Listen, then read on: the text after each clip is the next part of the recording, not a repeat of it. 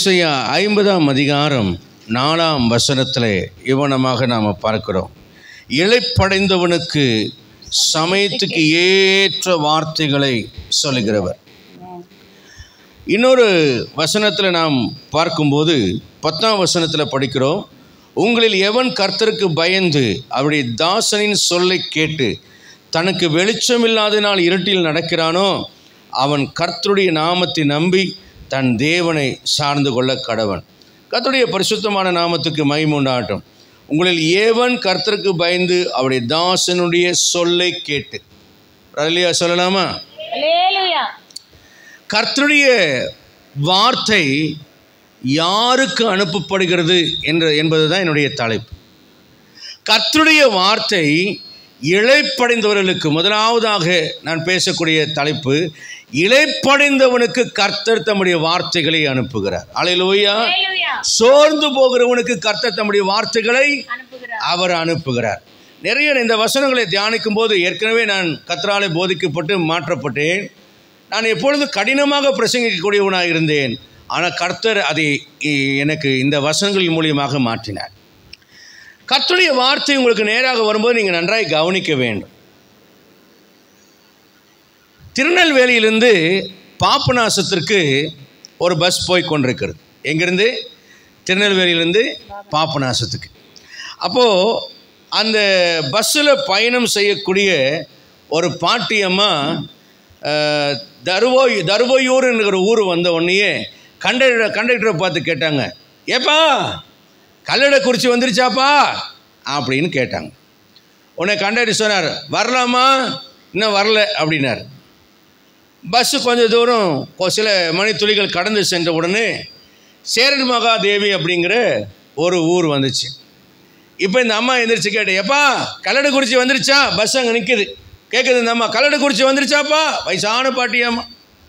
Conductor சொன்னார், ஏம்மா இன்னும் வரலாமா? வரட்டும், வந்தால் சொல்கிறேன் அப்படின்னு. இப்போ பஸ்ஸு மறுபடியும் மூவ் ஆகி போயிட்டுருக்கு. பஸ் இப்போ எங்கே போச்சுன்னா வீரகனூர் அப்படிங்கிற ஒரு ஊருக்கு வந்து பஸ்ஸு நிற்குது. மறுபடியும் இந்த பாட்டி அம்மா எந்திரிச்சு கேட்குறாங்க, எப்பா கண்டக்டரு கல்லடைக்குறிச்சி வந்துருச்சாப்பா அப்படின்னு கேட்குது. கேட்டோன்னே கண்டக்டர் சொல்கிறாரு, ஏம்மா உன்னோட பெரிய தொல்லையாக போச்சுமா, இன்னும் கல்லடைக்குறிச்சி வரல, வந்தால் நான் சொல்கிறேன், அது வரைக்கும் பேசாமல் நீ தூங்கு அப்படின்னா. உடனே கண்டக்டர் மேலே நம்பிக்கை வச்சுட்டு இந்த பாட்டி அம்மா என்ன பண்ணிச்சு, அப்படியே கண்ணை மூடி அப்படியே பஸ்ஸு போகிற வேகத்துக்கு தாளாட்டி இந்த அம்மா தூங்கிருச்சு. இப்போ பஸ்ஸு என்ன ஆகி போச்சுன்னா கல்லடைக்குறிச்சியை தாண்டி பாபநாசம் பார்த்து போக ஆரம்பிச்சிட்ருக்கு. இடையில திடீர்னு தான் இந்த கண்டக்டருக்கு ஞாபகம் வந்துச்சு, ஐயையோ கல்லடைக்குறிச்சியை தாண்டி வந்துட்டோமே அப்படின்னு யோசிக்கும்போது இந்த பாட்டியம்மா முடிச்சு, ஏப்பா இன்னுமா கல்லடைக்குறிச்சி வரல அப்படின்னு கேட்டுச்சு பாருங்க. கண்டக்டருக்கு உதறல் ஆகி போச்சு.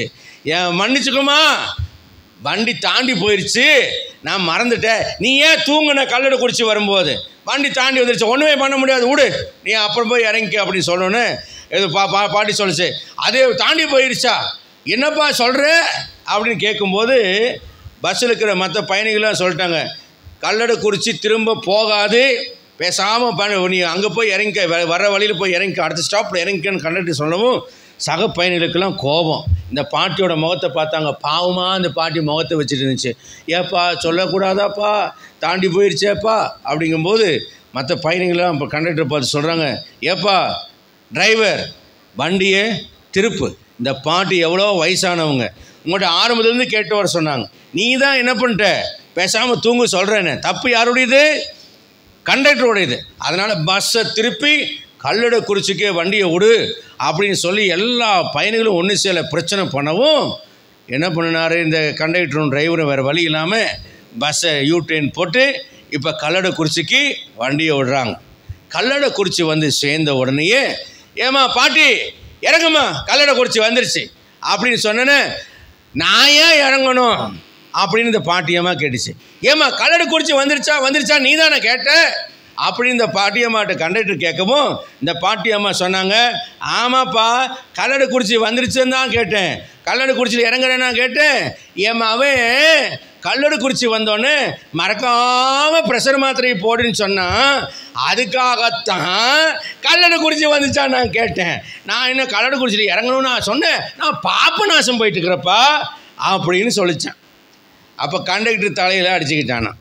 அப்போ இதுலேருந்து என்ன தெரியுதுன்னா, என்ன கேட்குறாங்கங்கிறத முழுசாக என்ன சொல்கிறாங்கங்கிறத என்ன செய்யணும், முழுசாக கேட்கணும். கர்த்தர் நம்மை நோக்கி ஒரு வார்த்தையை அனுப்புகிறார் என்றால் எதற்காக தேவன் அனுப்புகிறாருங்கிற முழுமையாய் அந்த வார்த்தைகளை கேட்டு புரிந்து கொண்டால் மட்டும்தான் நம்முடைய பயணம், நம்முடைய செயல் எல்லாம் சுகமானதாக மாறும். அல்லேலூயா. இன்றைக்கி நிறைய பேர் கொஞ்சம் தூக்கம் போட்டுட்டு அப்படி இடையில பிரசங்கத்தை கேட்பாங்க. ஒரு சபையில் பாஸ்டர் பிரசங்கம் பண்ணிகிட்டே இருந்தார். பரலோகம் போகிறவங்களாம் இப்போ எந்திரிங்க அப்படின்னார். எல்லாரும் எந்திரிச்சாங்க. ஒருத்தர் தூங்கிட்டு இருந்தார், அவர் உட்கார்ந்துட்டு இருந்தார் பின்னால். சரி, இப்போ எல்லாரும் உட்காருங்க, எல்லோரும் உட்காந்துட்டாங்க. இப்போ நரகம் போகிறவங்க எந்திரிங்க அப்படின்னு சொன்னோன்னே இந்த உட்கார சத்தத்தில் இவர் அப்படியே கொஞ்சம் கண்ணை முழிச்சார். நரகம் போகிறவங்கிற காது அவர் கேட்கல, ஏன்னா உட்கார சத்தத்தில் அவருக்கு கேட்கல. இப்போ எந்திரிங்கன்னு சொல்கிற சத்தம் மட்டும் கேட்டுச்சு. எல்லாரும் எந்திரிக்கிறாங்கன்னு நினச்சி இவரும் எந்திரிச்சு நின்னார். இப்போ பாஸ்டர் கேட்டார், ஏயா நீங்கள் மட்டும் நிற்கிறீங்க, எதுக்காக நிற்கிறீங்கன்னு உங்களுக்கு தெரியுமா அப்படின்னு கேட்டார். அவர் சொன்னார், ஐயா எதுக்காக நிற்கிறேன்னு எனக்கு தெரியல, ஆனால் நிற்கிறது நம்ம 2 பேர் தான் நிற்கிறோம், எங்கனாலும் நம்ம 2 பேரே சேர்ந்து போகலான்னா. அந்த மாதிரி இந்த பிரசங்கத்தை கேட்காதாலும் போதகரையும் சேர்ந்து என்ன செஞ்சிடும், தூங்குறாள், நரகம் கொண்டு போயிடும். Right, come to the point. இப்போ நன்றாக நீங்கள் ஒரு விஷயத்தை கவனிக்க வேண்டும். என்னை பார்த்து இன்னைக்கு கர்த்தர் என்ன சொல்லுகிறார்? அல்லேலூயா. எனக்கு என்ன வார்த்தைகளை இன்னைக்கு கர்த்தர் அனுப்புகிறார்? இளைப்படைந்தவனுக்கு அந்த சமயத்துக்கு ஏற்ற வார்த்தைகளை அவர் அனுப்புகிறவராக இருக்கிறார். அல்லேலூயா, அல்லேலூயா. முதலாவதாக வாசிக்கலாம், ஏசாயா 57ஆம் அதிகாரம் 16ஆம் வசனத்தை படிங்க. நான் எப்போதும் வழக்காட மாட்டேன், நான் என்றைக்கும் கோபமா இருப்பதும் இல்லை. ஏனென்றால் ஆவியும் நான் உண்டு பண்ணின ஆத்துமாக்களும் என் முகத்துக்கு முன்பாக சோர்ந்து போகுமே. ஆவியும் நான் உண்டு பண்ணின ஆத்துமாக்களும் என் முகத்துக்கு முன்பாக சோர்ந்து போகுமே. இளைப்படைந்தவன் என்றால் சோர்ந்து போனவன், தளர்ந்து போனவன், பலவீனப்பட்டு போனவன். ஆத்மாவில் அவன் சோர்ந்து போய்விட்டான். நிறைய காரியங்களிலே நமக்கு சோர்வு வரும். ஜபம் கேட்கப்படலைன்னா சோர்வு வரும். நற்கரியை செய்து யாராவது அதுக்கு தீமை செய்து விட்டாங்கன்னா சோர்வு வரும். நாம் நன்மை செஞ்சு கடைசியில் நம்மக்கிட்ட ஒரு பணமெல்லாம் குறைஞ்சி போச்சுன்னா சோர்வு வந்துடும். பாவிகள் நமக்கு தொந்தரவுகளை கொடுக்கும்போது சோர்வு வரும். அல்லது கர்த்தர் நம்மை கடிந்து கொண்டுட்டார்னா, கடிந்து கொள்கிற பிரசங்கம் வந்துருச்சுன்னா நமக்கு சோர்ந்து போயிடும். ஆபத்து வந்துருச்சுன்னா நம்ம சோர்ந்து போயிடுவோம்.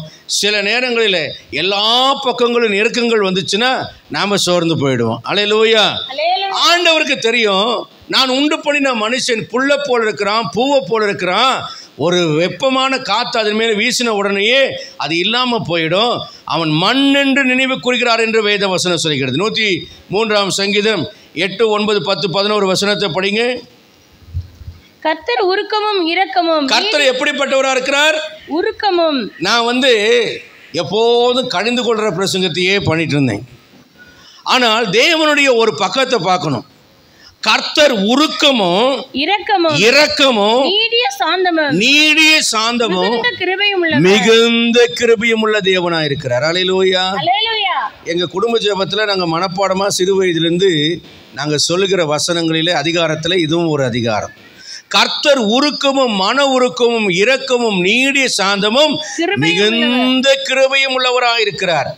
அவர் எப்பொழுதும் கடிந்து கொள்ளார். அவர் சொல்லுகிறார், நான் எப்பொழுதும் கடிந்து கொள்ள மாட்டேன், என்றைக்கும் கோபம் கொண்டிருக்கிறார், என்றைக்கும் நான் செய்ய மாட்டேன், கோபம் கொண்டு இருக்க மாட்டேன். அவர் நம்முடைய பாவங்களுக்கு தக்கதாக நமக்கு செய்யாமலும் நம்முடைய அக்கிரமங்களுக்கு தக்கதாக நமக்கு சரி கட்டாமலும் இருக்கிறார். பூமிக்கு வானம் எவ்வளவு உயரமா இருக்கிறதோ அவருக்கு பயப்படுகிறவர்கள் மேல் அவருடைய கிருபையும் அவ்வளவு பெரிதா இருக்கிறது. ஆண்டவர் எப்பொழுதும் கோபமாக இருப்பதில்லை. அவர் எப்பொழுதும் கடிந்து கொண்டே இருக்க மாட்டார். ஆங்கில பதத்தில் ஏசாயா 57:16 ஆங்கிலத்தில் வாசிக்கும் போது, I will not accuse for ever, nor will I always be angry. நான் எப்பொழுதும் உன்னை குற்றப்படுத்தி கொண்டே இருக்க மாட்டேன் என்று சொல்லுகிறேன். ஒரு அல்லேலூயா சொல்லுவோமே.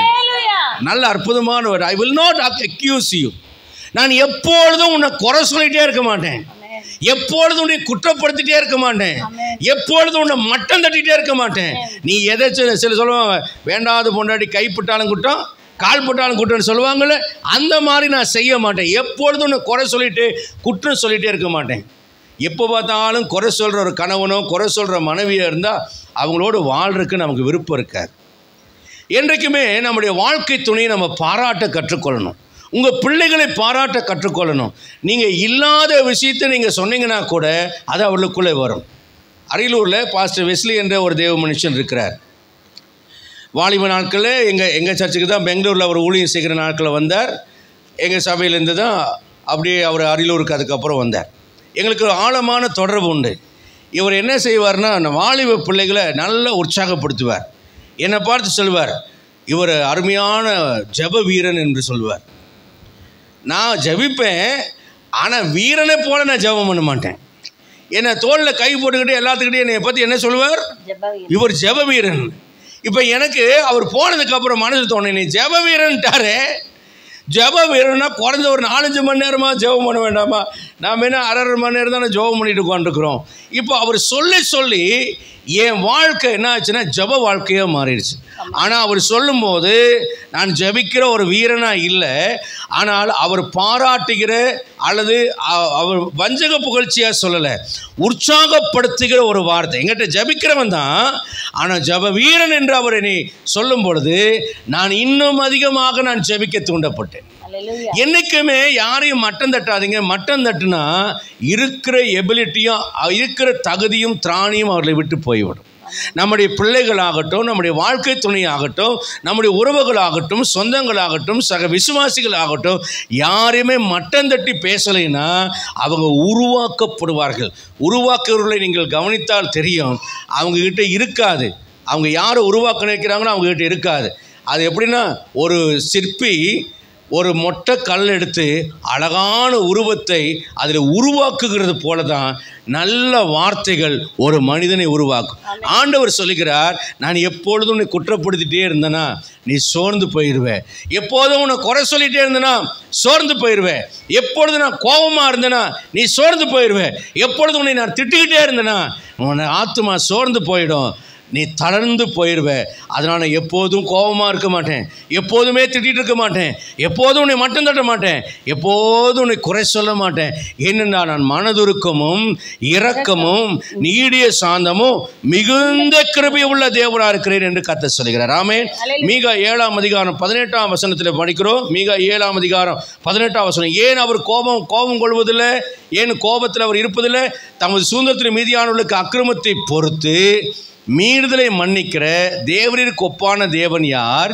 அவர் கிருபை செய்ய விரும்புகிறபடியால் அவர் என்றென்றைக்கும் கோபம் வையார். அந்த வார்த்தையை நீங்கள் மனதில் வைத்துக் கொள்ளுங்க. மீகா 7:18 அவர் கிருபை செய்ய விரும்புகிறபடியால். அவர் என்ன செய்ய விரும்புகிறார்? கிருபையின் உபதேசத்தை பேசல, கிரேஸ் காஸ்பல் பேசல, ஆனா தேவனுடைய கிருபையை பேசுகிறேன். அவர் கிருபை செய்ய விரும்புகிறபடியால் அவர் என்றென்றைக்கும் கோபம் வையார். அல்லேலூயா சொல்லுங்களேன். ஆத்துமான தைரியமா இருங்க.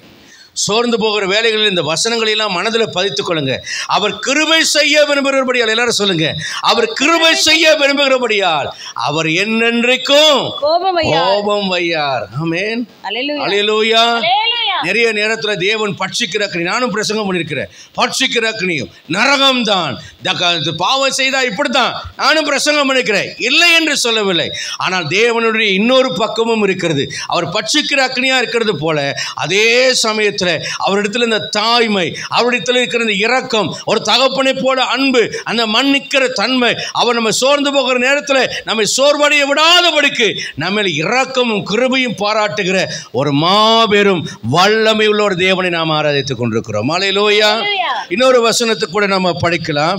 ஏசாயா 54ஆம் அதிகாரம் 7, 8, 9, 10 வசனங்களை படிங்க. இமைப்பொழுது உன்னை கைவிட்டேன், இமைப்பொழுது உன்னை கைவிட்டேன். ஆனாலும் உருக்கமான இரக்கங்கள் ஆண்டவர் சொல்றார், இமைப்பொழுது உன்னை கைவிட்டேன், ஆனால் உருக்கமான இரக்கங்களினால் உன்னை சேர்த்துக் கொள்கிறேன். அற்ப காலம் உண்ட கோபத்தினால் என் முகத்தை இமைப்பொழுது மறைத்தேன், ஆனாலும் நித்திய கிருபையுடன் உனக்கு இறங்குவேன் என்று கர்த்தராகிய உன் மீட்பர் சொல்லுகிறார். இதுல நேரமான சுருக்கமான பார்க்கிறோம். 9ஆம் வசனத்துல கிட்டத்தட்ட 5வது 6வது வரியில நீங்க பாருங்க, உன்மேல் நான் கோபம் கொள்வதில்லை என்றும், அந்த வசனத்தை நீங்க கருத்தா பாருங்க. உன்மேல் நான் கோபம் கொள்வதில்லை என்றும் உன்னை நான் கடிந்து கொள்வதில்லை என்றும் ஆணையிட்டேன். அவர் கிருபை அருளிவிட்டால், அவர் இரக்கம் பாராட்டி விட்டால், உன்னை நான் உண்மையில் கோபம் கொள்வதில்லை, உன்னை நான் கடிந்து கொள்வதில்லை. இந்த வசனங்களை எல்லாம் குறித்து வைத்துக் கொள்ளுங்கள். சாத்தான் உங்களை சோர்வுக்குட்படுத்துகிற நேரங்களிலே, மனசாட்சியிலே நீங்கள் பாதிக்கப்படுகிற நேரங்களிலே இந்த வசனங்களை சொல்லி சாத்தானை விரட்டி அடிங்கள். தேவனோடு இருக்கிற உறவை கட்டமையுங்கள். தேவனோடு இருக்கிற உறவை பலப்படட்டும். தேவனை விட்டு தூரமாய் ஓடாதிருங்கள். நீங்கள் சொல்லணும், என் மேல் கோபம் கொள்வதில்லை என்றும் என்னை அவர் கடிந்து கொள்வதில்லை என்றும் அவர் ஆணையிட்டிருக்கிறார். 10ஆம் வசனத்தை சொல்கிறார், மலைகள் விலகினாலும் பர்வதங்கள் நிலை பெயர்ந்தாலும் என் கிருபை உன்னை விட்டு விலகாமலும் என் சமாதானத்தின் உடன்படிக்கை நிலை பெயராமல் இருக்கும் என்று கர்த்தர் சொல்கிறார். கரங்களை உயர்த்துறார் இல்லையா? சொல்லலாமா? சோர்வு பொல்லாத ஒரு வல்லமையான ஆயுதம் சாத்தானுடைய கரத்தில். நீங்கள் சோர்வடைய வேண்டும், உங்கள் ஆத்துமாக்களை இளைப்படைய வேண்டும், தளர்ந்து நீங்கள் விழ வேண்டும் என்று அவன் விரும்புகிறான். நீங்கள் ஜாக்கிரதையாக இருக்க வேண்டும். நம்முடைய ஆண்டவர் மரித்து விடவில்லை. அல்லேலூயா. நம்முடைய ஆண்டவர் ஜீவனுள்ளவராக இருக்கிறார். மார்ட்டின் லூதர் கிங் என்கிற அருமையான தேவ மனுஷன், அவரை எதிர்த்து, அந்த தவறான உபதேசங்களை எதிர்த்து அவர் போராடி கொண்டிருந்தார். எதிரிகள் நிறைய இருந்தார்கள். அவரை கொலை செய்வதற்காக திட்டமிட்டிருந்தார்கள். ஆகவே அவர் சோர்வாக வந்து உட்கார்ந்துட்டு வீட்டில் சோகமாக உட்கார்ந்து கொண்டிருந்தார். அவர் மனைவி கருப்பு நிற ஆடையை அணிந்து கொண்டு அவருக்கு முன்பாக வந்தார்கள். உடனே மார்ட்டின் லூத்தர் கிங் அவர் மனைவியை பார்த்து கேட்டார், என்ன கருப்பு நிற ஆடை அணிந்திருக்கிறார்? யார் இறந்து விட்டார்கள்? ஏன்னா இத்தாலி தேசத்தில் கருப்பு நிற உடைய கிறிஸ்தவர் அணிகிறார்கள் என்றால் யாரோ இறந்து விட்டார்கள் என்று அர்த்தம். அப்போ யார் இறந்து விட்டார்கள் என்று சொல்லும்போது அவங்க மனைவி சொல்கிறாங்க, இயேசு கிறிஸ்து இறந்து விட்டார். இவர் அவரை புரியாமல் பார்த்து சொன்னார், பைத்தியக்காரி மாதிரி பேசுகிற, அவர் எங்கே இருந்தார்? அவர் மரித்தார், ஆனால் உயிர்த்தார். நீ என்ன உயிர்த்தெழுந்த ஆண்டவரை மரித்தார்னு சொல்கிறையே அப்படின்னு கேட்டபோது அவங்க மனைவி அவரை பார்த்துக்கண்ண, இயேசு உயிர்த்தெழுந்து விட்டார், அவர் சாகவில்லை, மரித்தார், ஆனால் உயிர்த்து விட்டார். அப்படியே நீங்கள் சோர்வாக உட்கார்ந்துருக்கிறீங்க, அவர் எல்லாவற்றையும் பார்த்து கொள்ள மாட்டாரா? நீங்கள் உற்சாகம் அடைய வேண்டாமா என்று கேட்டார்கள். நிறைய நேரங்களில் நாம் என்ன செய்கிறோம்? சோர்வடைந்து விட்டு கர்த்தர் கிரியை செய்யாதவர் போல, கர்த்தர் நம்மை விட்டது போல நாம் எண்ணிக்கொண்டு நாம் ஒரு மூலையில் படுத்துக்கொண்டு நாம் தலை சாய்த்து கொண்டிருக்கிறோம். எந்த நிலையில் இருந்தாலும் நம்மை எழுப்பிவிட கர்த்தர் வல்லவர். சோதனையிலே நம்மை தாங்குகிறவர், சோதனையிலிருந்து தப்பித்துக் கொள்ளும்படியான போக்கெடுத்தை தருகிறவர், நம்மை சோர்ந்து போக விடாதபடிக்கு நம்மை பலப்படுத்துகிற ஒருவர் இருக்கிறார். அல்லேலூயா. சோர்வு ஒரு வல்லமையான ஆயுதம். நெப்போலியன் போனபர்ட்டை பற்றி நீங்கள் படித்திருப்பீர்கள். அவரை கொண்டு போய் ஒரு தனிமை சிறையில் கொண்டு போய் ஒரு தீவில் வைத்து விட்டார்கள். அங்கிருந்து யாருமே தப்பிச் செல்ல முடியாது. ஆனால் அந்த தீவில் இருக்கிற சிறைச்சாலையை கட்டமைத்தவர் நெப்போலியனுடைய நண்பர்.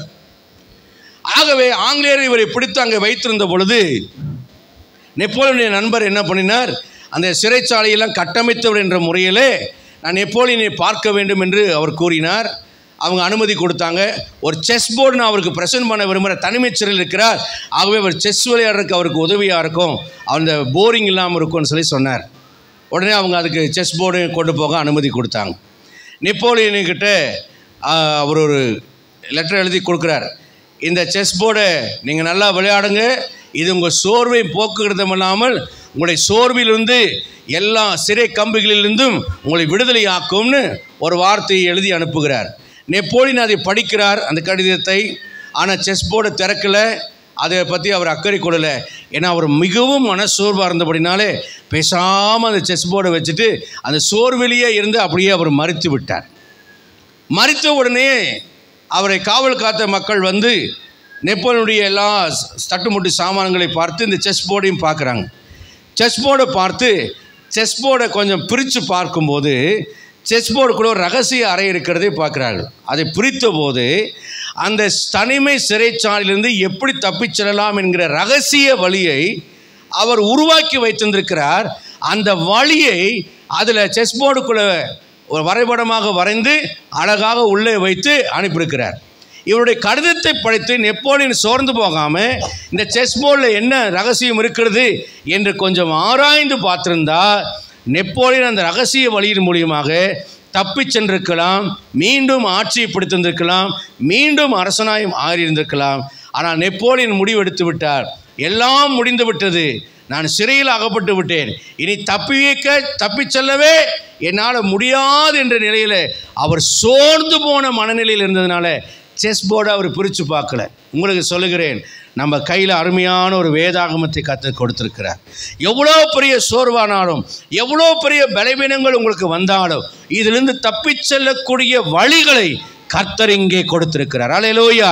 இந்த வேதாகமத்தில் கொடுத்திருக்கிறார். தம்முடைய வார்த்தைகளை ஆண்டவர் கொடுத்திருக்கிறார். இவைகள் உங்களுடைய சோர்வுகளை போக்குகிறது இல்லாமல் உங்கள் சோர்வுகளிலிருந்து விடுதலை அடைந்து மீண்டும் நீங்கள் எழுச்சி பெற்று மேன்மை அடையவும் ஆசீர்வதிக்கப்படுவதற்கும் இது காரணமாக அமையும். அல்லேலூயா. நாங்கள் எல்லாரும் கடன் சுமையில் ரொம்ப பாதிக்கப்பட்டிருந்த நாட்களிலே நாங்கள் எல்லாரும் குடும்பமாக தேவ சமூகத்தில் நாங்கள் கூடி எங்களை தாழ்த்தினோம். அப்பொழுது கர்த்தர் பேசினார், கவலைப்படாதீங்க, உங்கள் குறைகளெல்லாம் நான் மன்னிக்கிறேன், மறுபடியும் உங்களை அநேகருக்கு கடன் கொடுக்கும்படியாக நான் ஆசீர்வதிப்பேன் என்று கர்த்தர் சொல்லுகிறார். சொந்த வீடு வாங்கணும், மேலே ஒருத்தர் அவர் குடியிருக்கிறார், நாங்கள் கீழே குடியிருக்கிறோம். அந்த வீடு எங்களுக்கே முழுசு சொந்தம் இல்லை, கீழே இருக்கிற தளம் தான் எங்களுக்கு சொந்தம், மேலே இருக்கிறவருக்கு மேலே இருக்கிறது சொந்தம்.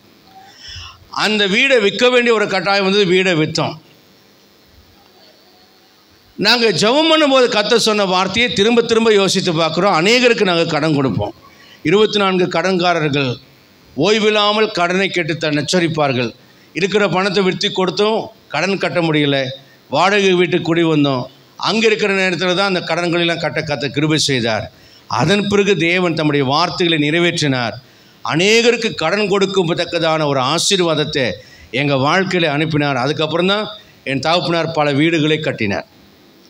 நம்பிக்கையற்ற சூழ்நிலைகளிலே கர்த்தர் தம்முடைய வார்த்தைகளை, நாம் சோர்ந்து போன நேரத்தில் கர்த்தர் தம்முடைய வார்த்தைகளை அனுப்பும்போது அந்த வார்த்தைகளை கிடைத்தவுடனே உட்கொண்டு அந்த வார்த்தைகளை விசுவாசியுங்கள். அல்லேலூயா, அல்லேலூயா. அவர் இளைப்படைந்தவர்கள் மேலே கருத்தாக இருக்கிறார். இளைப்படைந்து போன சோர்ந்து போன உங்கள் மேலே அவர் கவனமாக இருக்கிறார். அவர் உங்களை எப்படி இந்த சோர்விலிருந்து வெளியே கொண்டு வரலாம் என்கின்ற எல்லா ஞானத்தையும் ஆலோசனையும் நல் வார்த்தைகளையும் வைத்திருக்கிறார். அவருடைய வார்த்தை உங்களுக்கு நேராக அனுப்பப்படும் போது அந்த வார்த்தைகளை அப்படியே நீங்கள் ஏற்றுக்கொண்டு நீங்கள் பிடித்து கொள்ள வேண்டும். வாசிக்கிறோம், ஏசாயா 54ஆம் அதிகாரம் 9ஆம் வசனத்தில் படிக்கிறோம். இது எனக்கு நோவாவின் காலத்தில் உண்டான வெள்ளம் போல் இருக்கும்.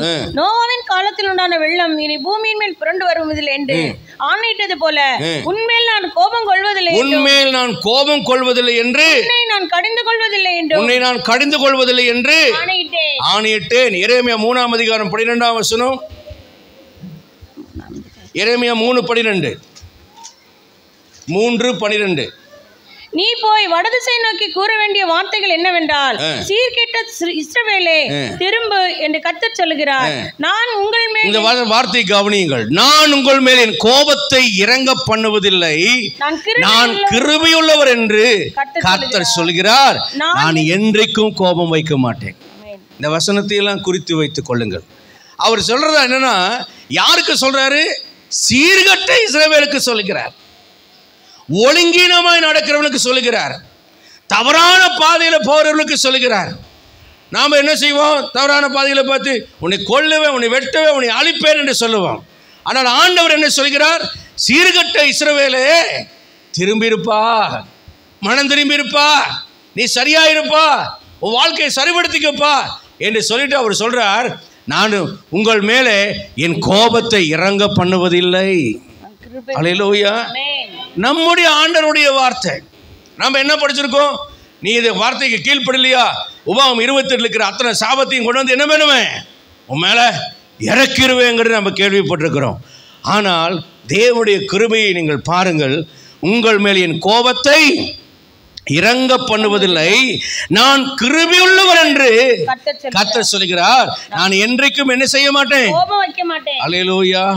நான் என்றைக்கும் கோபம் வைக்க மாட்டேன். இஸ்ரவேலர் போல பொல்லாத ஜனம் இல்லை. ஆனால் அவங்கள பார்த்து கர்த்தர் சொல்றாரு, நான் என்றைக்கும் கோபம் கொள்ள மாட்டேன்ப்பா, உங்கள் மேல கோபத்தை இறங்க பண்ண மாட்டேன்ப்பா, நான் கிருபையுள்ள தேவனா இருக்கிறேன் என்று சொல்கிறார். ஏன் தெரியுமா? 103 சங்கீதம் 14 வசனம் என்று சொல்லி வசனத்தில் படிக்கிறோம், நாம் மண் என்று அவர் நினைவு கூறுகிறார். அல்லேலூயா. போனால் திரும்பி வராத காற்றென்று அவர் நினைவு கூறுகிறார் என்று வேதம் சொல்லுகிறது. ஐயா, கீழே போட்டால் அந்த மண் சட்டி உடஞ்சு போயிடும், தொட்டனா இவன் கெட்டுருவான். ஆகவே இவன் மேலே நான் ரொம்ப கோபப்பட்டா சோர்ந்து போய் இவன் அழிஞ்சு போயிடுவானேன்னு இரக்கமுள்ளவராக இருக்கிறார். நம்முடைய உருவம் என்னதென்று அவர் அறிவார். நாம் மண் என்று நினைவு கூறுகிறார் என்று வேதம் நமக்கு சொல்கிறது. ஆகவே அன்புக்குரிய அருமையான கர்த்தருடைய பிள்ளைகளே, I will not accuse forever. நான் எப்பொழுதும் உங்களை குற்றப்படுத்தி கொண்டே இருக்க மாட்டேன். சொல்லுங்க, எப்பொழுதும் ஆண்டவர் என்னை குற்றப்படுத்தி கொண்டே இருக்க மாட்டார். அப்போ நீங்களும் என்ன செய்யணும்னா, உங்கள் குடும்ப வாழ்க்கையில் யாரையும் குற்றப்படுத்தாதீங்க, யாரையும் குறை சொல்லாதீங்க, யாருடைய குறைகளையும் நீங்கள் தூற்றிக்கொண்டு தெரியாமல், என் ஆண்டவர் என்னை எப்போதும் குற்றப்படுத்துவதில்லை, அவர் எப்பொழுதும் கோபம் கொள்வதில்லை, அவர் எப்பொழுதும் கடிந்து கொள்வதில்லை, அவர் இரக்கமுள்ளவராக இருக்கிறது போல நானும் மாற வேண்டும் என்று நீங்கள் ஜெபிக்க வேண்டும். அல்லேலூயா. நிறைய நேரத்தில் நியாயப்பிரமாணத்தின் ஆவியை உடையவர்களாக நாம் காணப்படுகிறோம், இரக்கமற்றவர்களாக நாம் காணப்படுகிறோம். நிறைய போதகர்கள் என்ன பண்ணுவாங்க, ஸ்ட்ரிக்டாக பிரசங்கம் பண்ணுறேன்னு சொல்லி சபையிட்டு அநேகரை தள்ளி வைப்பார்கள், சபையிட்டு அநேகரை விரட்டி விடுவார்கள், குடும்பமாக விரட்டி விட்டுருவாங்க. பழி வாங்குகிற நடவடிக்கை போல, கட்ட பஞ்சாயத்து பண்ணுறது போல ஒரு இரக்கமே இல்லாமல் என்ன செய்வாங்க, சபைக்கு வரக்கூடாது, உன்னை தள்ளி வைக்கிற, ராபோதம் தள்ளி வைக்கிற, அதில் தள்ளி வைக்கிற, இதில் தள்ளி வைக்கிற அப்படின்னு சொல்லி, வராத ஏன் சபைக்கு வர அப்படின்லாம் சொல்லி பிரசங்கம் பண்ணுவார்கள். ஆனால் அப்போ இதெல்லாம் தவறான ஒரு காரியம். அல்லேலூயா. ஒரு உதாரணம் சொல்கிறேன் பாருங்கள். தாவீதுகிட்ட நாத்தான் வருகிறார். எப்பா, ஒரு மனுஷங்கிட்ட ஒரு ஆடு இருந்துச்சுப்பா, அது அவனுடைய மகள் ஆட்டம் இருந்துச்சு, அவன் பிள்ளைகளோட அந்த ஆடும் அவன் இதில் சாப்பிடும்.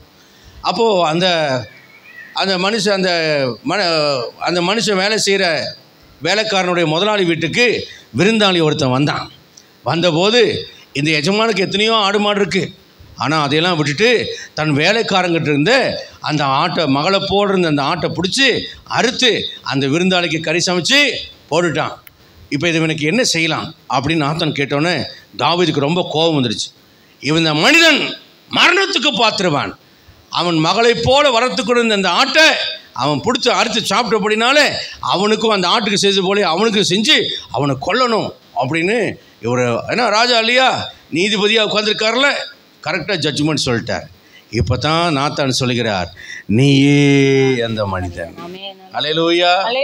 ரோமர் 2 வாசிக்கிறோம், எவைகளை குற்றமாய் நீ தீர்க்கிறாயோ அவைகளை நீயே செய்கிறபடியால் உன்னை நீயே குற்றமாய் தீர்க்கிறாய் என்று சொல்கிறார். மத்திய 7 1-2 வசனம் எப்போதும் மறந்துடக்கூடாது.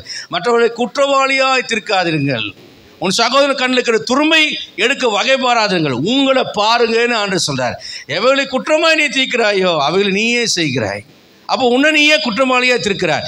எந்த அளவினால் நீ அளப்பாயோ அதே அளவினாலே உனக்கு அளக்கப்படும். ஆண்டவர் நம்மை அப்படி எப்பொழுதுமே குற்றப்படுத்துவதில்லையே, ஏன் நீங்கள் பிறரை குற்றப்படுத்தி கொண்டு இருக்கிறீர்கள்?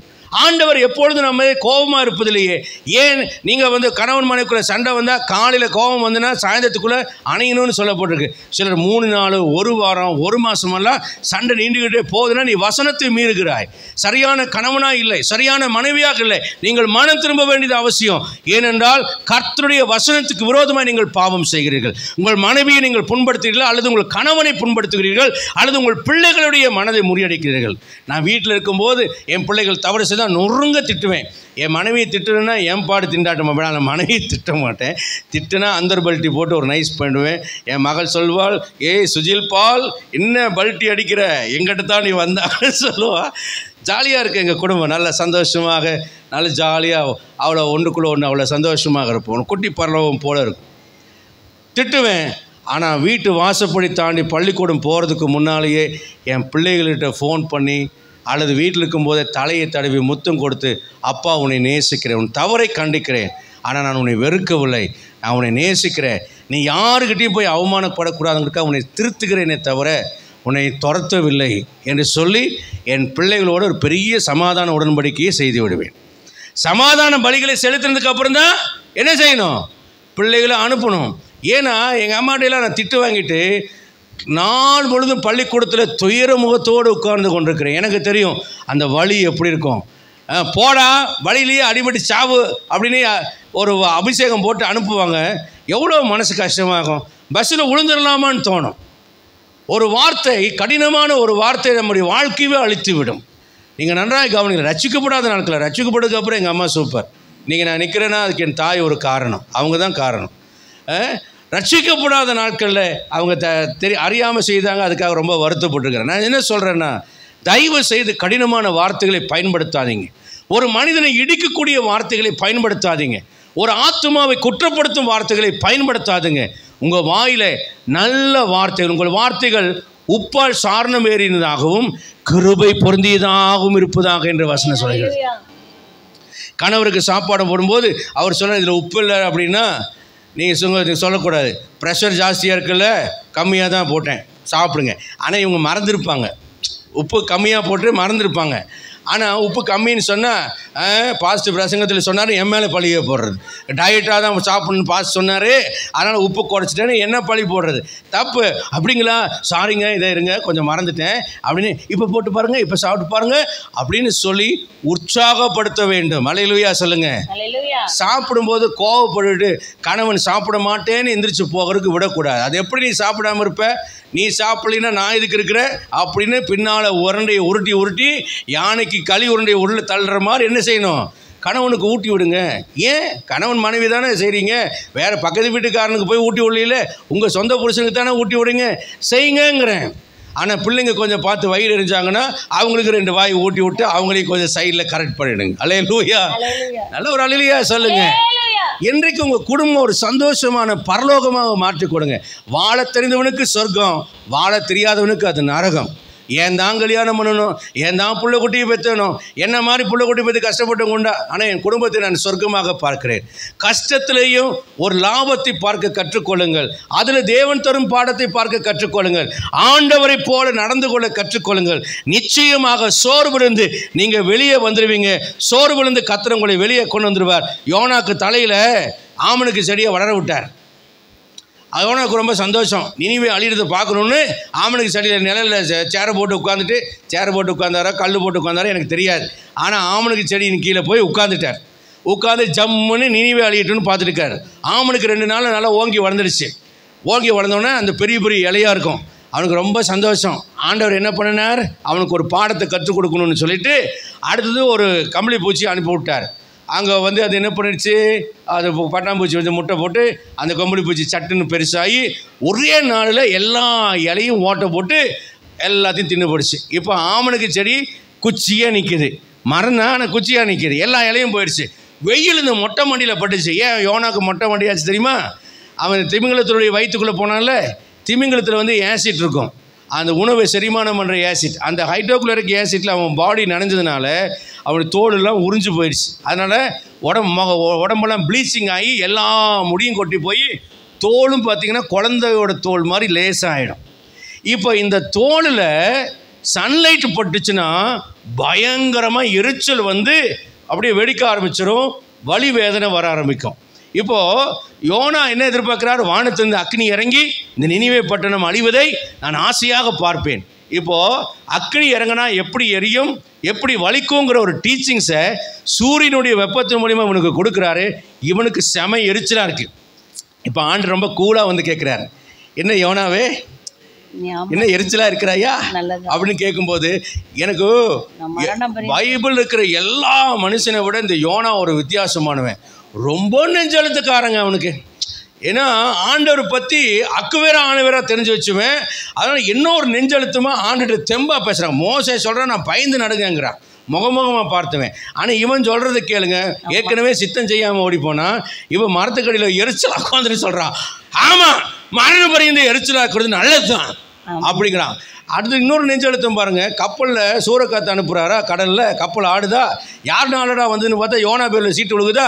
இப்போ எல்லோரும் கேட்குறேன், எப்பா என்னடா பண்ணுனேன், இப்படி கடலில் புயல்லாம் அடிக்குதுன்னு. இவன் சொல்கிறான், புயல் தனியணுமா, என்னை தூக்கி கடலில் போட்டுரு, நான் தேவ சமூகத்துடைய விலகி ஓடுறனால தான் ஆண்டவர் தான் இதை செஞ்சார்னு எனக்கு தெரியும், போடு நான் சாவுறேன், செத்தாலும் சாவனே தவிர நீவே போய் என்ன செய்ய மாட்டேன், பிரசங்கம் பண்ண மாட்டேன்னு அவ்வளோ நெஞ்செழுத்துக்காரன், கல் நெஞ்சுக்காரன்.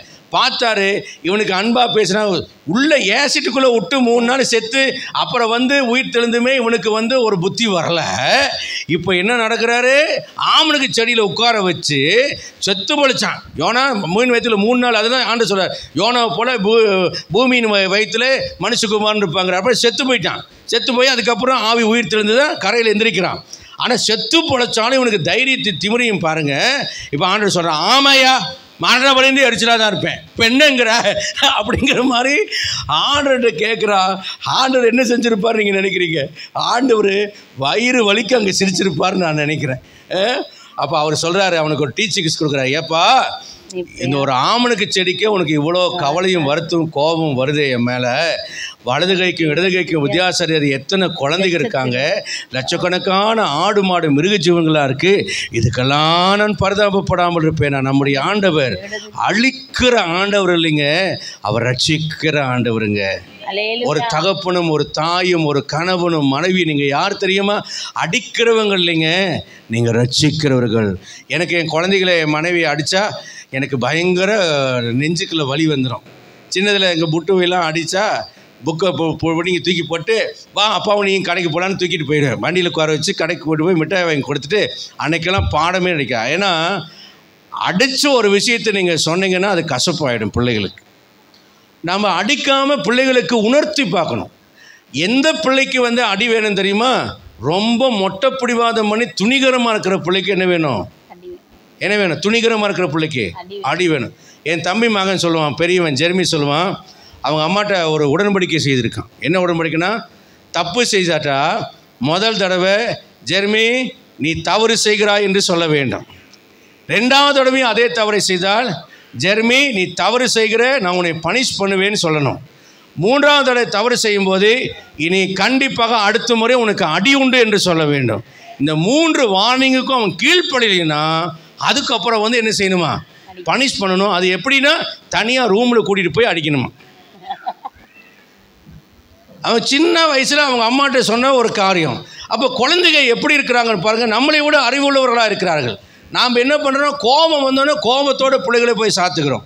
ஆண்டவரையே நீங்கள் சொல்லுவீங்க, பெரம்பை கையானது மகனை பயிக்கிறான்னு சொல்லியிருக்கிறாரு, நீங்கள் ஏன் பாஸ்டர் பெரம்பு எடுத்து அடிக்கக்கூடாது, பைபிளே சொல்லுதுன்னு சொன்னால், நீங்கள் பெரம்பு எடுக்கலாம் நீங்கள் நினச்சிங்கன்னா சாமானியமாக பெரம்பு உங்களுக்கு கிடைக்காது. ஏன்னா உங்கள் பிள்ளைகளுக்கு தெரியும் அதை வச்சு தான் நீங்கள் அடிப்பீங்கன்னு தெரியும். ஆகவே ஒன்று அதையை ஒடிச்சு வச்சிடும், இல்லைன்னா அதையை ஒழிச்சு வச்சிடும். நீங்கள் அதை தேடுறதுக்குள்ள உங்கள் கோபம் என்ன செஞ்சிடும்? தணிந்து போயிடும். இவ குச்சியை தூக்கிட்டு இப்படி ஆட்டத்தான் செய்வீங்களே தவிர அடிக்கிறதுக்கு உங்களுக்கு என்ன வராது. அதனால தான் கையில் அடிக்காத பெரம்பலை அடின்னு ஆண்டவர் சொன்னார்னா, பெரம்பலை அடிக்கணுங்கிறதுக்காக சொல்லலை. கோபம் வந்தோன்னே எடுத்தோன்னே கை நீட்டி அடிச்சிருவீங்க. ஆனால் பெரம்பை எடுக்கிறதுக்குள்ள உங்கள் கோபம் ஆறிடும். உங்கள் குழந்தைகளை மெதுவாக நடத்துங்கன்னு சொல்கிறார். யாக்கோபு சொல்லுகிறான், ஏசா சொல்கிறான், வாப்பா நம்ம போல, நான் முன்னால் நடக்கிறேன் பின்னால் வா. அவன் சொல்கிறான், கரவலான ஆடுகள் உண்டு, பிள்ளைகள் சிறியவங்களாக இருக்கிறாங்க, குழந்தைகள் இருக்கிறாங்க. பிள்ளைகளுக்கு கால்நடைக்கும் மந்தையின் கால்நடைக்கு தக்கதாக அவைகளை நான் மெதுவாய் நடத்துகிறேன். உங்கள் குடும்பத்தை, உங்களை சுற்றி இருக்கிறவர்களை, சபையை நீங்கள் மென்மையாக மெதுவாக நீங்கள் நடத்தினால் ஜனங்கள் திடப்படுவார்கள், குடும்பம் திடப்படும், ஒவ்வொரு ஆத்மாவும் திடப்படும், அந்த ஆத்மாக்கள் சோர்ந்து போகாது. அல்லேலூயா. சாபமான வார்த்தைகளை பயன்படுத்தாதுங்கள். எவனை பார்க்க போனேன், எவன் கூட்டிகிட்டு போயிட்டு வந்த, எவ்வளோடா கூட்டிகிட்டு போய் சுற்றிட்டு வந்த, எவ்வளோக்கடா அது வாங்கிட்டு போகிற, இப்படினாட்ட வார்த்தைகளை பயன்படுத்தாதிருங்கள். அது உங்கள் குழந்தைகளுடைய மனதை வெகுவாக அது பாதிக்கக்கூடிய வார்த்தைகள். சில நேரங்களில் நம்மளுக்கு கோபம் வரத்தான் செய்கிறது. பலவீனங்கள், சலிப்புகள், பல பிரச்சனைகள் நம்முடைய இதயத்தை வாட்டத்தான் செய்கிறது. ஆனால் இப்படிப்பட்ட கோபங்கள், பலவீனங்கள் இவைகளை எல்லாம் நாம் திணிக்கக்கூடிய இடம் நம்முடைய பிள்ளைகளாக இருக்கக்கூடாது. ஒரு சமயம் ஒரு பிள்ளையினுடன் நான் பேசி கொண்டிருக்கும் போது அந்த மகள் சொன்னால், எனக்கு ரொம்ப கவலை, ரொம்ப வேதனை, நான் கோவப்படலை, எனக்கு ஒரு அங்கிள், நான் ஒரு கவலையாக இருக்குது எனக்கு. ஏன் அப்படின்னா, எவனை பார்க்குறடி நீ போனேன், அவனை பார்க்க போறியான்னு எங்கள் அம்மா என்னை பார்த்து கேட்குறாங்க. அது என்னை உள்ளத்தை ரொம்ப கஷ்டப்படுத்துதுங்க அங்கிள், அதனால தான் நான் இந்த மாதிரி பண்ணுறேன் அப்படின்னு சொன்னான். அப்போது எனக்கு ரொம்ப அது உணர்வுக்குள்ளதாக சிந்திக்க வைக்கக்கூடியதாக அது காணப்படுது. இன்றைக்குமே தடித்த வார்த்தைகளை, ஆத்துமாவை உடைக்கக்கூடிய வார்த்தைகளை, சில நேரத்தில் கணவன் சொல்லுவான், ஆமாண்டி என்னையெல்லாம் உனக்கு பிடிக்காது, அவனை பிடிச்சிருக்கா, இவனை பிடிச்சிருக்கா, அவனா போயிருப்பியே, இவனா போயிருப்பியே, இப்படியெல்லாம் பேசுகிற கணவன்மார் உண்டு. தயவு செய்து அந்த ஒழுக்க விதிகளை மீறுகிற வார்த்தைகளை சொல்லி உங்கள் வாழ்க்கை துணையை குற்றப்படுத்தாதிருங்கள். அதே போல் கணவன்கிட்ட பேசும்போது, ஏன் என்னை விட அவளை ரொம்ப பிடிச்சிருக்கோ, அவளை இன்னும் மறக்க முடியலையா, இவளை இன்னும் பார்க்க முடியலையா, அந்த காதலி ஞாபகம் வர்றாளா, இப்படியெல்லாம் பேசாதிருங்கள். இந்த வார்த்தைகளெல்லாம் ஒரு ஆத்துமாவை கொல்லக்கூடிய வார்த்தைகள், ஒரு ஆத்துமாவை அழிக்கக்கூடிய வார்த்தைகள். கடந்த காலத்தை யாருமே திரும்பி பார்க்காதீர்கள். ஆண்டவர் சொல்கிறார், நான் கடந்த காலத்தை பார்க்கிற ஆண்டவர் அல்ல என்று ஆண்டவர் சொல்கிறார். அல்லேலூயா. நல்ல உற்சாகமாக ஒரு அல்லேலூயா சொல்லுங்க. நம்முடைய கடந்த காலத்தை பார்த்து நம்மை குற்றம் சொல்கிறவர், குறை சொல்கிற தேவன் ஆண்டவர் அல்ல. யோபு புலம்பல் 3ஆம் அதிகாரம் 22ஆம் வசனம் சொல்கிறது, நாம் நிர்மூலமாகாது இருக்கிறதுக்கு காரணம் இப்படி அவர் கோபம் கொள்ளாமல் நம்மேல் வைத்த கிருபையே. யாக்கோபு 4ஆம் அதிகாரம் 6ஆம் வசனம் சொல்கிறது, அவர் அதிகமான கிருபையை அழைக்கிறாரே என்று. எரேமியா 32ஆம் அதிகாரம் 18ஆம் வசனம் சொல்கிறது, 1000 தலைமுறை வரைக்கும் நான் கிருபை செய்கிறேன் என்று கர்த்தர் சொல்கிறார். ஏசாயா 54:8ஆம் வசனத்தில் சொல்கிறார், நித்திய கிருபையுடன் நான் இறங்குவேன். வாசிக்கலாம் ஏசாயா 54ஆம் அதிகாரம் 8ஆம் வசனத்தை வாசிக்கலாம். கோபத்தினால் முகத்தை இமைப்பொழுது மறைத்தேன், ஆனாலும் நித்திய கிருபையுடன் நித்தியம் என்றால் முடிவில்லாதது, இமைப்பொழுதுன்னா ஒரு நொடி.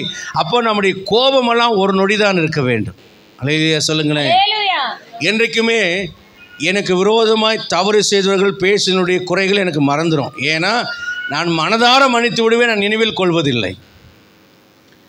அதனால ஏதாவது ஒரு ஆர்கியூமெண்ட் வரும்போது கூட என்னடா ஒன்றுமே எனக்கு ஞாபகம் வராது. ஏன்னா மனதார மன்னிக்கிறதுனால யாருடைய குறைகளும் என் நினைவுக்கு வருவதில்லை. கர்த்தர் கொடுத்த நல்ல இருதயத்துக்காக நான் கர்த்தரை ஸ்தோத்திரிக்கிறேன். பெரிய அளவில் பணங்காசு இல்லாவிட்டால் பரவாயில்ல, ஆனால் சுத்த இருதயம், உத்தமமான இருதயம் என்றைக்குமே நல்லது. பிறருடைய குற்றங்களையும் குறைவுகளையும் நினைவில் கொள்ளாத ஒரு நல்ல உள்ளம் நமக்கு வேண்டும். அல்லேலூயா. ஒரு சகோதரி ஒரு சமயம் சொன்னாங்க, இந்த சகோதரனுக்கு நான் சோத்திரமே சொல்ல மாட்டேன் பாஸ்டர், ஏன்னா இவருடைய பாவங்கள் எனக்கு தெரியும், அதனால் நான் சொல்ல மாட்டேன். நான் சொன்னேன், உங்களுடைய பாவங்கள் எனக்கு தெரியும், நான் சோத்திரம் சொல்லலைன்னா எப்படி? நீ இன்னொருத்தருடைய பாவங்களை மறக்க முடியலங்கிற, உன் பாவம் எனக்கு தெரியும், அப்போ உன்னை பற்றி என்ன சொல்கிறது? அப்போ நல்லா கவனிங்க, நாம் என்ன பண்ணுறோம், ஒருவரை விட ஒருவர் நம்ம நீதிமான்கள் என்று நம்ம அந்த பரிசையினை போல நாம் என்ன பண்ணோம்னா மற்றவங்களை மட்டம் தட்டி குற்றம் பார்த்து கொண்டே வாழ்ந்து கொண்டிருக்கிறோம். நம்முடைய உறவுகள் சீர்கேடாய் போவதற்கு காரணம் இதுதான். கணவன் மனைவி வாழ்க்கையிலே சீர்கெட்ட தன்மை வருவதற்கு காரணம் இதுதான். சோர்வுகள் வருவதற்கு காரணம் இதுதான். உங்கள் மனைவியை மட்டும் நீங்கள் சந்தோஷமாக வைத்துக் கொள்ளுங்கள், நீங்கள் வீட்டுக்கு ராஜாவாக இருப்பீர்கள், ஒரு ராஜாவாக உணர்வீர்கள். எங்கள் வீட்டில் நான் ராஜாவாக உணர்கிறேன், எனக்கு ராஜ்யம் இல்லை, ஆனால் நான் ராஜாவாக இருக்கிறேன். ஆனால் எனக்கு ஒரு ராணி இருக்கிறாள், எனக்கு மக்கள் இருக்கிறார்கள், என் வீடு தான் அரசாங்கம், என் மனைவி ஒரு ராணி, அவளை சந்தோஷமாக வைத்துக் கொள்கிறேன், என்னை ராஜாவாக கவனிக்கிறாள். நன்றாய் குளிப்பாட்டி விடுவாள், வகை வகையாக சோறாக்கி தருவாள். என்னுடைய துணிமணியெல்லாம் அப்படியே பின் பாயிண்டில் அயன் பண்ணி வைத்திருப்பார்கள். என் பெட்டை 1000 தடவை நான் கலைத்து வைத்தாலும் 1001 தடவை ஒழுங்குபடுத்தி வைப்பாள். என் பிள்ளையும் என் மகளும் எதிர்காலத்தில் அவள் கணவன் வீட்டை அப்படி வைப்பாள். ஏனென்றால் அங்கேருந்து என்னை முறைக்கிறாள். என் பிள்ளைகளும் அப்படித்தான், அப்பா அப்பா என்று சொல்லி என்னை சுற்றிலும் சூழ்ந்து கொண்டு என்னை நன்றாக கவனித்துக் கொள்வார்கள். நான் கர்த்தருக்கு நன்றி சொல்வேன். தனியாக ஊழியம் செஞ்சுருக்கேன், அனாதை மாதிரி கடந்திருக்கேன், 3 நாள் 4 நாள் உடம்பு சரியில்லாமல் கூட இருந்திருக்கேன். நம்ம அருமையான ஷியாம் சுந்தர் மின்னுடைய கணவர் தான் எனக்கு உடம்பு முடியலன்னு போய் சொல்லி அப்புறம் ஆட்கள் என்னை பார்த்துருக்குறாங்க. அங்கே யாருமே என்னை விசாரிக்காத ஒரு இடத்துல நான் இருந்தேன். என் மனைவி உப்பு போட மறந்து விட்டால் நான் குறை சொல்கிறதுக்கு எடுக்கும்போது கர்த்தர் சொல்லுவாள், டேய் நீ எப்படி வாழ்ந்தேன்னு உனக்கு தெரியுமா? அனாதை பயலா கேப்பாரற்றவனா எப்படி நீ கிடந்தாய், இப்பொழுது உப்பு இல்லைன்னு பொண்டாட்டிகிட்ட சண்டை போடுறியா?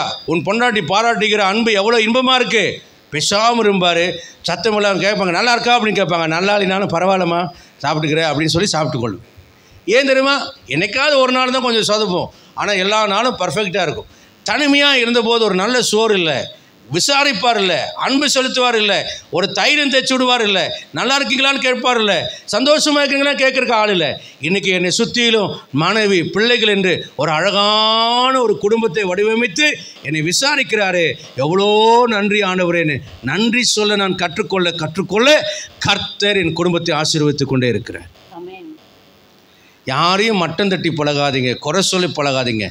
நீங்கள் ராஜாவாக இருக்கணும்னா உங்கள் மனைவியை ராணியாக வைங்க. நிறைய பேர் அம்மா சொன்னாங்க, அவங்க சொன்னாங்க, இவங்க சொன்னாங்கன்னு மனைவியை மட்டம் தட்டி கொண்டே இருப்பார்கள். மனைவி மட்டம் தட்டப்பட உங்களை நீங்களே தாழ்த்துகிறீர்கள் என்று அர்த்தம். நீங்கள் 2 பேரும் தாழ்த்தப்படும்போது உங்கள் பிள்ளைகள் ஆட்டோமேட்டிக்காக இந்த சமூகத்தில் தாழ்த்தப்படுகிறார்கள். பிறரால் மதிப்பை அடைவதை அவர்கள் இழந்து விடுகிறார்கள் என்பதை நீங்கள் மறந்துவிடக்கூடாது. அல்லேலூயா. ஒருவரை விட்டு கொடுக்கக்கூடாது. அன்பான வார்த்தைகள், கனிவான வார்த்தைகள், மன்னிக்கின்ற வார்த்தைகள், உற்சாகப்படுத்தும் வார்த்தைகள், கிருபை பொருந்திய வார்த்தைகள், சாரமேறின வார்த்தைகள், பலப்படுத்தும் வார்த்தைகளை நீங்கள் பேச நீங்கள் கற்றுக்கொள்ள வேண்டும். கண்டிப்பாக உங்கள் அம்மா அப்பா அப்படி சொல்லிக் கொடுப்பாங்க நான் நம்பலை. அவங்க வேறு விதமாக சொல்லிக் கொடுக்கலாம். தவறான ஆலோசனையில், தவறான திசையில் உங்களை ஒரு வேளை திருப்பி விடலாம். என் பிள்ளை கஷ்டப்படுகிறார், என் பிள்ளை நான் எப்படி வளர்த்தேன், எங்கள் பிள்ளை இப்போ இந்த வீட்டில் எப்படி இருக்கிறார், நான் என் மகளுக்கு சொல்லிக் கொடுப்பேன். இங்கே நாங்கள் உன்னை இப்படித்தான் வளர்ப்போம். ஆனால் அங்கே நீ கணவனுக்கு மாமியார் வீட்டில் போனீன்னா அங்கே நீ வேறு விதமாக நடக்கணும். உங்கள் அம்மா எப்படி இங்கே இருக்கிறாளோ அதுபோல் நீ அங்கே இருக்க வேண்டுமே என் மகளுக்கு நான் சொல்லி வளர்ப்பேன்.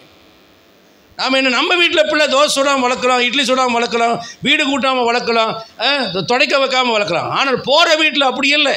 அப்போ நீங்கள் வித்தியாசம் சொல்லிக் கொடுக்க வேண்டும். போகிற இடத்துல நீ வாழ வேண்டிய இடத்துல எப்படி வாழ வேண்டும் என்பதை கற்றுக் கொடுக்கணும். அப்போ கணவன் சொல்ல வேண்டும், அது அப்பா சொல்ல வேண்டும், உங்கள் அம்மாவை பார், இங்கே அவள் எப்படி செயல்படுகிறாளோ அப்படித்தான் உன் கணவன் வீட்டில் நீ செயல்பட வேண்டும் என்று அந்த பெண்ணுக்கு நீங்கள் கற்றுக் கொடுத்தால் அவருடைய குடும்ப வாழ்க்கை நல்லாயிருக்கும்.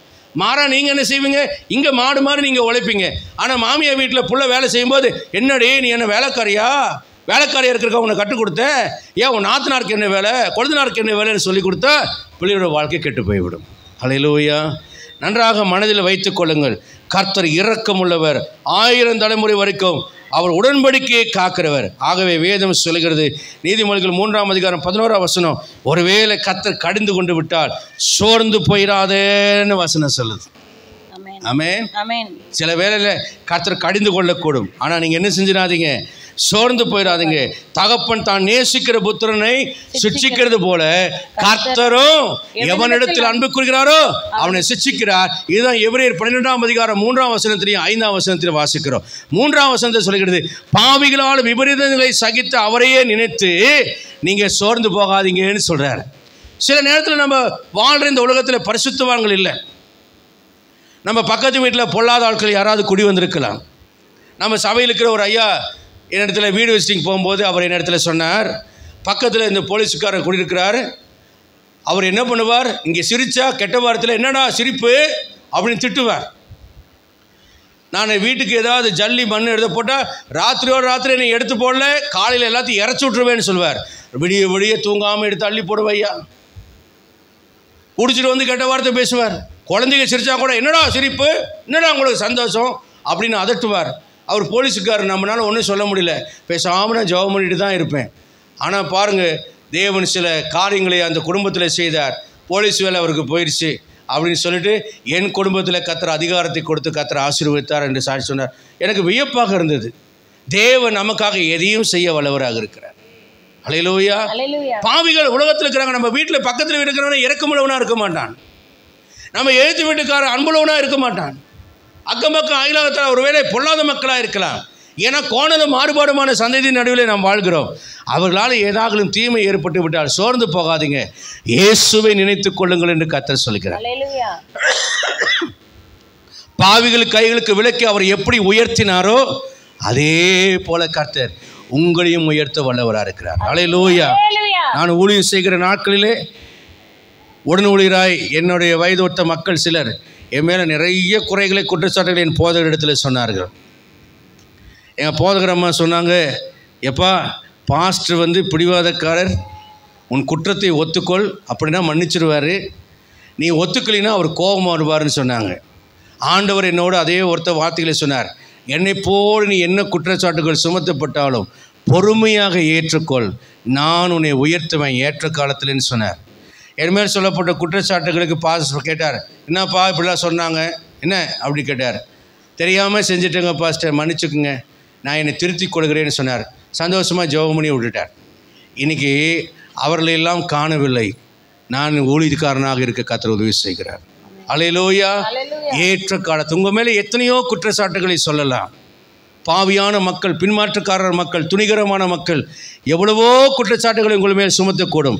ஆனால் நீங்கள் கர்த்தர் மேலே பாரத்தை வைத்து, நீங்கள் தேவன் பேரில் பாரத்தை வைத்து பொறுமையாய் காத்திருங்கள். உங்களை சோர்ந்து போக விடாதபடிக்கு உங்களுக்கு சத்துவத்தையும் பலனையும் அளிக்கிற கர்த்தராகிய தேவன் உங்களை ஆசீர்வதிப்பார். உங்களுக்கு சத்துவத்துக்கு அவர் சோர்ந்து போகிறவனுக்கு பலன் கொடுத்து, சத்துவம் இல்லாதவனுக்கு சத்துவத்தை அவர் பெருக பண்ணுகிற ஆண்டவராக இருக்கிறார். அல்லேலூயா.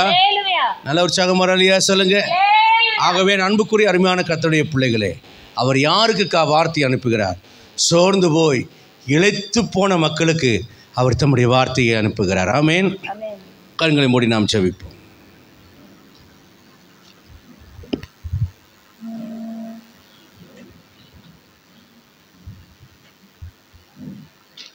அருமையான தேவனுடைய பிள்ளைகளை, இந்த காலை வேளையில் சோர்ந்து போகிறவனுக்கு பலன் கொடுக்கிற கர்த்தாவே, நான் எப்பொழுதும் வழக்காட மாட்டேன், உன்னை எப்போதும் நான் குற்றப்படுத்தி கொண்டே இருக்க மாட்டேன், உன் பேரில் நான் எப்பவும் கோபமாகவே இருக்க மாட்டேன், உன்னை எப்போதும் அழிக்கிறேன் உதைக்கிறேனே நான் நடந்து கொள்ள மாட்டேன், ஏன்னா நான் கிருபை செய்ய விரும்புகிற தேவனாக இருக்கிறேன் என்று கர்த்தர் சொல்கிறார்.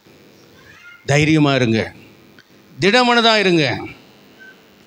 அநேகர் நியாயத்திருப்பான வார்த்தைகள் உங்கள் மேலே வைக்கலாம், ஆனால் நானும் அவர்களுக்கு ஜீவன் உண்டாயிருக்கவும் அந்த ஜீவன் பரிபூர்ணப்படவும் வந்தேன் என்று கர்த்தர் சொல்கிறார். எலியாவைப் போல அக்கினி இறக்கியவர்களை நாங்கள் அழித்து விடவா என்று கேட்டார்கள். அவர்களை அவர் அதட்டி, நீங்கள் இன்னும் ஆவி உள்ளவர்கள் என்று நீங்கள் அறியீர்கள் என்று சொல்லி, நீங்கள் இப்படி குற்றப்படுத்தாதீங்க, அவன் சாகணும்னு நினைக்காதீங்க, அவன் அழியணும்னு நினைக்காதீங்க, அவன் உருப்படி இல்லாமல் போகணும்னு நினைக்காதீங்க, அவன் பிழைக்க வேண்டும். ஒரு பாவி மனம் திரும்பி பிழைக்கிறதையே கர்த்தர் விரும்புகிறார். சாகிறனுடைய சாவை அவர் விரும்புகிற ஆண்டவர் அல்ல. தப்பி போன மார்க்கத்திலிருந்து ஒரு பாவியை திருப்புங்கள், திரளான பாவங்களை மூடி அவன் ஆத்துமாவை நரகத்துக்கு தப்புவிக்கிறீர்கள் என்று கர்த்தர் சொல்கிறார். இன்றைக்கி கர்த்தர் சோர்ந்து போக உங்களுக்கு அவர் வார்த்தை கொடுத்துருக்கிறார். இளைப்படைந்திருக்கிறீர்களா? தைரியமாக இரு, நான் என்றைக்கும் கோபமாக இருக்க மாட்டேன், நான் கிருபையுள்ள தேவன், நான் உன்னை குற்றப்படுத்தி கொண்டே இருக்க மாட்டேன் என்று கர்த்தர் சொல்கிறார். எபிரேயர் 9:14 வாசிக்கிறது போல, நித்திய ஆவினாலே தம்மை தாமே பழுதற்ற பலியாக ஒப்பு கொடுத்த கிறிஸ்து இயேசுவினுடைய ரத்தம் ஜீவனுள்ள தேவனுக்கு ஊழியம் செய்ய செத்த கிரிகளார நம்முடைய மனசாட்சி சுத்திகரிக்கிறது. இன்றைக்கி மனசாட்சி குற்றப்படுத்துகிறதா? நீங்கள் இந்த வசனத்தை சொல்லுங்கள், உங்களை குற்றப்படுத்துகிற சாத்தான் ஓடி விடுவான். செத்த கிரிகளார நம்முடைய மனசாட்சியை சுத்திகரிக்கிறது. ஆகவே அன்புக்குரியவர்களே, திடமனதாக இருங்கள், சமாதானமாக போங்க. என்னை ஒருபோதும் சோர்வடைய விட மாட்டார். இளைஞர் இழைப்படுத்து சோர்ந்து போவார்கள், வாலிபர்களும் கண்ணீரிலும் விழுந்து போவாங்க. ஆனால் கர்த்தருக்கு காத்திருக்கிற புது பெல் நடந்து கழுகுகளைப் போல சட்டைகளை எடுத்து எழும்புவார்கள். கர்த்தர் உங்களை எழும்பு பண்ணுவார், கர்த்தர் உங்களை ஆசீர்வதிப்பார். சூரியச்செடியின் கீழே சோர்ந்து போன எலியாவை அவர் எழுப்பி விட்டார். அவன் சாக வேண்டும் என்று சொன்னான், அவனுக்கு ஒரு பெரிய ஊழியத்தை கர்த்தர் வைத்தார். சாகாத நிலையை கர்த்தர் அவனுக்கு கொடுத்து விட்டார். இன்றைக்கும் நீங்கள் சாக வேண்டும் என்பதல்ல, உங்கள் வாழ்க்கை முற்றுப்புள்ளியாக வேண்டும் என்பதல்ல, நீங்கள் பிழைத்து பரிபூர்ண ஜீவன் உண்டாயிருக்கவும் அந்த ஜீவன் பரிபூர்ணப்படவும் வந்திருக்கிறார். தைரியமாய் போங்க, சமாதானமாக போங்க. நீங்கள் சொல்லணும், கர்த்தரின் பாவங்களை எண்ணாதிருக்கிறார், கர்த்தரின் பாவங்களை கடல் நாளத்தில் தூக்கி போட்டுக் கொள்கிறார். ஆகவே நான் மனசாட்சியில் சுத்திகரிக்கப்படும் நிச்சயத்தோடு இருப்பேன். யார் என்னை குற்றப்படுத்த நான் கவலைப்பட மாட்டேன். ஏனென்றால் இயேசு என்னை பரிசுத்தவானாய் மாற்றிருக்கிறார். அல்லேலூயா. இயேசு என்னை பலப்படுத்திருக்கிறார், இயேசு எனக்கு தைரியம் கொடுத்திருக்கிறார், இயேசு என்னை உற்சாகப்படுத்திருக்கிறார். நான் சோர்ந்தே போவதில்லை என்று சொல்லி திடமனதாய் கடந்து போங்க. கர்த்தர் உங்களோடு இருப்பாராக. பரிசுத்தமான பிதாவே, இந்த நல்ல காலை வேளைக்காக நாங்கள் துதிக்கிறோம். இயேசு கிறிஸ்துவின் நாமத்தில் இன்னைக்கு கேள்விப்பட்ட நல்ல வார்த்தைகளுக்கு கிருபைக்காய் ஸ்தோத்திரம். இந்த வார்த்தைகளினாலே கர்த்தாவே எங்களோடு பேசியிருக்கிறீர். நீர் எப்பொழுது எங்களை குற்றப்படுத்தி கொண்டே இருக்கிற தேவன் அல்ல. நாங்கள் உற்சாகப்படுத்தப்பட்டு ஆசீர்வதிக்கப்பட்டு பலப்படுத்தப்பட்டு நம்முடைய பரிசுத்த நாமத்தை மகிமைப்படுத்த எங்களை தைரியப்படுத்துகிறவராக இருக்கிறதுக்காக நன்றி ஆண்டவரே. நாங்கள் மண் என்று நீ நினைவு கூறுகிறீர், அதற்காக ஸ்தோத்திரம் ஆண்டவரே. உம்முடைய இரக்கங்களுக்காக ஸ்தோத்திரம், உம்முடைய உருக்கங்களுக்காக ஸ்தோத்திரம், உம்முடைய தயவுக்காக ஸ்தோத்திரம் ஆண்டவரே. ஆபத்து காலத்தில் எங்களோடு இருந்து எங்களை தப்புவித்து கனப்படுத்துகிற ஆண்டவர் நீர் ஆண்டவரே. சோர்ந்து போக விடாதபடிக்கு எங்களை ஆண்டவரை பலப்படுத்துகிற ஆண்டவர் நீர் ஆண்டவரே. இந்த காலவெளியில் கூட யாரெல்லாம் சில காரியங்களிலே சலித்து போட இருப்பார்களோ, சில காரியங்களிலே சோர்ந்து போயிருக்கிறார்களோ, சில காரியங்களிலே மனதில் இழைத்து போயிருக்கிறார்களோ ஆண்டவரே கர்த்தாவே, மனம் முறிவடைந்திருக்கிறார்களோ, இயேசுவின் நாமத்தினாலே அவருடைய இருதயங்கள் எல்லாம் பலப்படுவதாக, அவருடைய ஆத்துமாவிலே தைரியம் தருவீராக, நம்பிக்கையை தருவீராக, உற்சாகத்தை தருவீராக, சந்தோஷத்தை தருவீராக, பலனை தருவீராக. கிருபை பொருந்திய வார்த்தைகள் அவர்களை உயிர்ப்பிப்பதாக, கிருபை பொருந்திய வார்த்தைகள் அவர்களை கட்டி எழுப்புவதாக, கிருபை பொருந்திய வார்த்தைகள் அவர்களுக்கு உற்சாகத்தை தருவதாக. இந்த காலை வேளையில் விடுதலையோடு இந்த இடத்தை விட்டு கடந்து போக கிருபை தர நாங்கள் ஜெபிக்கிறோம். கர்த்தராம் இயேசுவின் நாமத்தில் நம்முடைய பிள்ளைகளை மனதார ஆசீர்வதிக்கிறேன். இந்த வார்த்தைகளை வசங்களை கேட்கிற ஒவ்வொருவரும் இயேசுவின் நாமத்தில் இந்த காலை வேளையில் உற்சாகப்படுத்தப்பட்டு பலப்படுத்தப்பட்டு அன்றைய யுத்தத்தில் சிறந்த குதிரைகளாக நிறுத்தி கர்த்தர் அவர்களை ஆசீர்வதிப்பீராக. கிருபைக்கு ஒப்பு கொடுக்கிறேன். கிருபையுள்ள வசனமும் பரிசுத்தாவின் நிறைவும் எங்களை ஆண்டு கொண்டு நடத்த ஒப்பு கொடுத்து ஜெபிக்கிறேன். மாசற்ற வரிக்கு எங்களை ஆயத்தப்படுத்தும், உம்முடைய நாமத்தை மகிமைப்படுத்தும். இரட்சகராம் இயேசு கிறிஸ்துவின் நாமத்தில் அணுகிறேன் நல்ல பிதாவே.